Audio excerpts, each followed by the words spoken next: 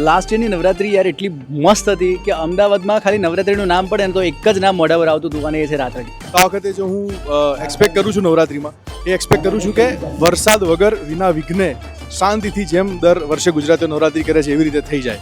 બહુ જ સરસ છે. રાતલડીના લોન્ચ ઇવેન્ટમાં આવ્યા છે, અત્યારે સરસ ઝરમર વરસાદ પડી રહ્યા છે. આ વખતની એક્સપેક્ટેશન સુપર ડુપર હાઈ છે. આ વખતની થીમ, આ વખતનું કલર કોમ્બિનેશન અને આ વખતનું ક્રાઉડ જબરજસ્ત રમઝટ જમાવાનું છે.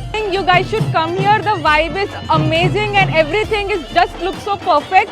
સરસ મજાનું ડેકોર હોય છે, મ્યુઝિક હોય છે, એક વાઇબ હોય છે જે સખત આમ કહેવાય ને સ્પિરિચ્યુઅલી એકદમ હેપી ફીલ કરો, પોઝિટિવ ફીલ કરો. આજે પણ એમને અનએક્સપેક્ટેડ વસ્તુ કરી છે કારણ કે આ મોસમમાં આવું પણ જોઈ રહ્યા છો તમે બધા જ કે ગુજરાતીઓ કેટલા એન્થુ છે ગરબાને લઈને.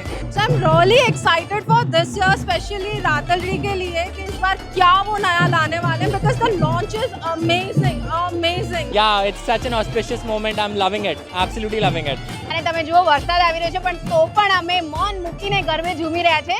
સો કીપ વોચિંગ રાતલડીના પેજ પર અને આ વર્ષે તો તમારે 9 દિવસ રાતલડીમાં આવવાનું છે.